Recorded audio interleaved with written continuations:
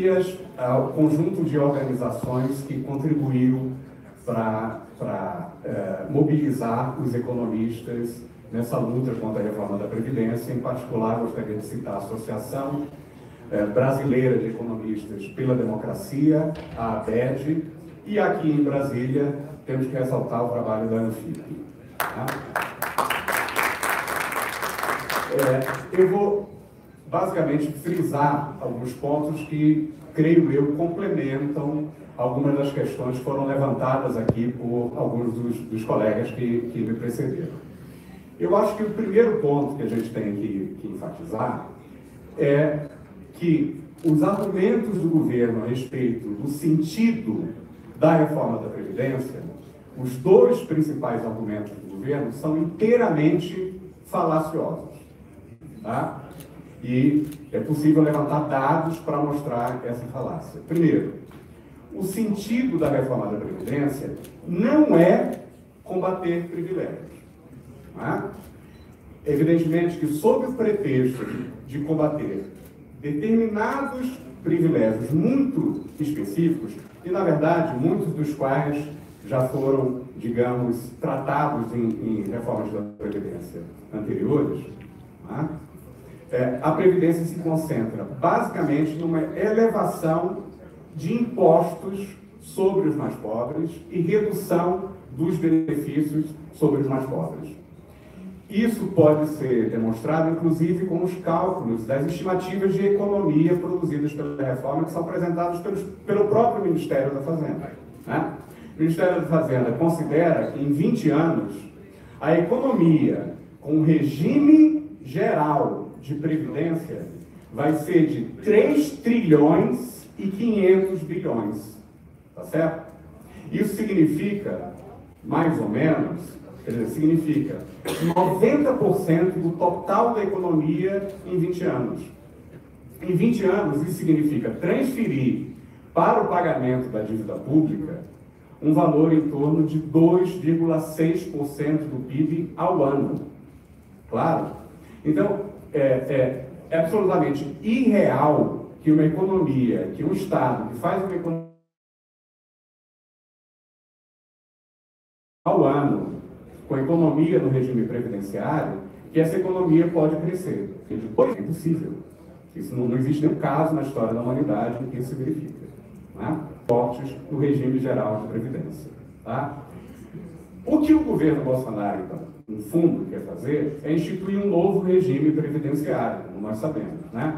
Quer dizer, transitar de um regime que é pautado pela contribuição solidária para um regime de contas individuais de capitalização. Isso significa, basicamente, transferir o risco financeiro da velhice para os velhos e suas famílias. Né?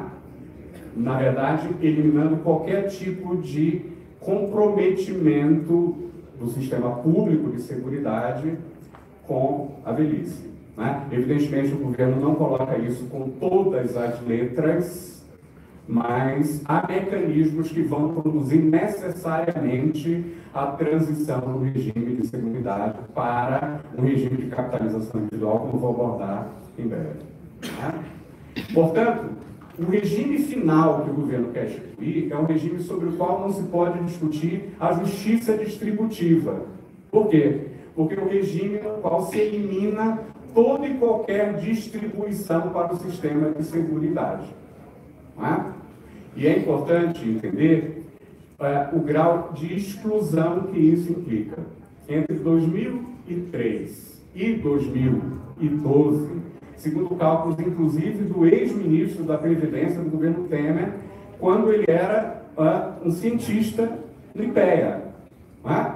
Ele calculou que 10% da queda da desigualdade da renda do trabalho no Brasil, chamado Índice de Gini, renda do trabalho no Brasil, Marcelo Caetano, estou falando, quase 30% dessa queda da desigualdade, portanto, 3,3% dessa queda da desigualdade total, resultou do pagamento de aposentadorias e pensões por parte do Estado. Está claro? Então, no fundo, o regime que se quer instituir é um regime no qual não haverá distribuição e ele substituirá um regime que produz distribuição que desconcentra a renda. Tá? O sentido da reforma, o governo também alega que um dos argumentos centrais é acabar com o desequilíbrio fiscal. Isso é uma total falácia. Por quê? Porque o custo da transição para o sistema de capitalização, calculado por documentos do governo Temer em 2018, apenas para o regime próprio de previdência social. O custo da capitalização é 1,5 trilhão de dólares, quer dizer, 1 trilhão e 500 bilhões de dólares. E o de reais. E o ex-ministro da Fazenda do governo Temer, o Eduardo Guardia, calculou e fez palestras indicando que o custo total da transição para a capitalização, incluindo o regime geral de previdência, regime de próprio e regime geral, é nada menos do que 5 trilhões de reais. Está claro? Quer dizer, durante 20 anos haverá uma economia para o regime geral de 3,5 trilhões, que deixarão de ser pagos para a sociedade e não serão, digamos, convertidos em serviços públicos ou investimentos públicos, basicamente porque a PEC do teto do gasto inviabiliza que aumente-se o gasto em consumo da máquina ou investimento público. Então, isso basicamente vai servir para abater dívida pública, não é? E ainda por cima, o custo da transição para a capitalização mais do que supera esse valor que é economizado. O custo é de 5 trilhões. Tá certo? E o sentido básico dessa reforma, portanto, ela é canalizar, deixar de canalizar impostos para a distribuição de renda por meio do sistema de seguridade para os mais velhos. Tá?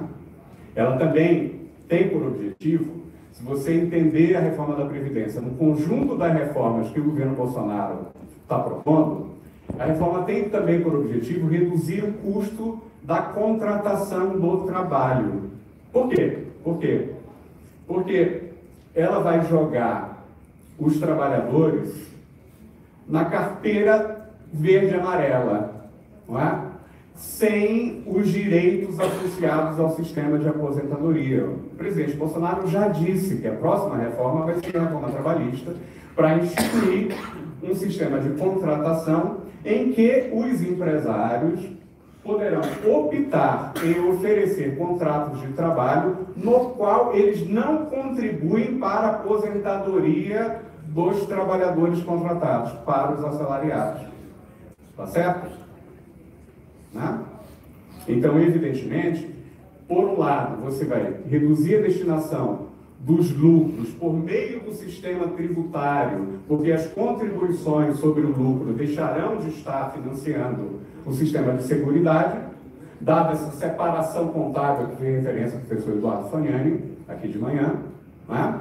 E, por outro lado, os empresários também vão economizar custos ao não precisarem mais fazer a contribuição patronal para a Previdência. É claro que essa economia também envolve outros aspectos da reforma, como, por exemplo, a falta de multa para a demissão de trabalhadores continuarem trabalhando, ou de multa do FGTS para trabalhadores continuarem trabalhando, mas eu não vou abordar isso aqui porque eu não tenho tempo. Então, ao reduzir a pressão sobre lucros, uma pressão solidária, você está pedindo que os empresários contribuam um pouco com a aposentadoria dos trabalhadores, que eles não sejam deixados à míngua, não é? Isso, digamos, é um pilar do sistema civilizacional ocidental, pelo menos desde a década de 30. A gente, no fundo, está propondo, o que o governo, no fundo, está propondo, não é revogar a abolição da escravatura. Voltar a um sistema em que não existe nenhum tipo de regulação das relações entre capital e trabalho e, em particular, nenhum tipo de destinação empresarial para a sustentação da aposentadoria e da velhice dos trabalhadores, como acontecia na escravidão no Brasil. Não é? Como se sabe. Não é? E os meios de destruição do sistema de seguridade, o primeiro eu já falei, que é o fato de que o sistema de seguridade se prevê que ele vai operar de modo complementar, não só complementar, mas na verdade rival ao sistema de capitalização. E dada a reforma no sistema de contratação trabalhista, evidentemente que os contratos de trabalho não vão oferecer mais aposentadorias, né? Contribuição patronal para a aposentadoria. E o segundo é a cláusula que alega que os sistemas têm que ser autossustentáveis no tempo. Se você junta os dois sistemas, o regime próprio e o regime geral, como o governo propõe, e alega que eles têm que ser autossustentáveis, portanto, se prevê a possibilidade de elevação futura das alíquotas para autossustentar os sistemas, você cria uma total incerteza jurídica. Né? O trabalhador não sabe qual será a alíquota que ele terá que pagar no futuro. A incerteza a respeito da possibilidade de ele ter aposentadoria no futuro é muito grande, porque mesmo que ele contribua, se ele não se aposentar, ele não tem direito de volta tudo aquilo que ele contribuiu, na verdade é um confisco. Então, tudo do ponto de vista da oferta de contratos e a demanda de contratos de trabalho exclui a possibilidade de oferecer contratos de trabalho em que a contribuição patronal esteja incluída, tá certo? O último ponto que eu queria colocar é que esse sistema produz uma enorme transferência de renda para o sistema financeiro. Não apenas por conta dessa economia de 3,5 trilhões de reais para o pagamento da dívida pública, mas também pelos lucros que a gente pode calcular. Nos meus cálculos, os lucros, no mínimo, se os sistemas funcionarem de modo coexistirem. No mínimo, os lucros em 10 anos serão de 25 bilhões de reais, e os lucros para o sistema de capitalização gerido pelo mercado financeiro, no caso do regime público ser destruído, como tudo indica, o potencial de 350 bilhões de reais em 10 anos. Está claro? Então, evidentemente que é a joia da coroa do mercado financeiro, a reforma da Previdência. Não é? E, evidentemente, para concluir, essa reforma é contracionista, porque nada que aumenta impostos, sobretudo sobre os pobres que mais gastam, não é? Eles não têm como poupar, não entesouram, então tudo que eles recebem eles gastam, gera demanda. Nada que reduz a demanda é capaz de estimular o crescimento. Em condições que falta para os empresários é ocupar a capacidade ociosa, como colocou o Esther muito bem. Na média, nós temos hoje 40% de capacidade ociosa no Brasil. A última pesquisa do BTG Pactual, os empresários, em geral, alegam que o principal problema para os investimentos é a falta de demanda agregada. Não é?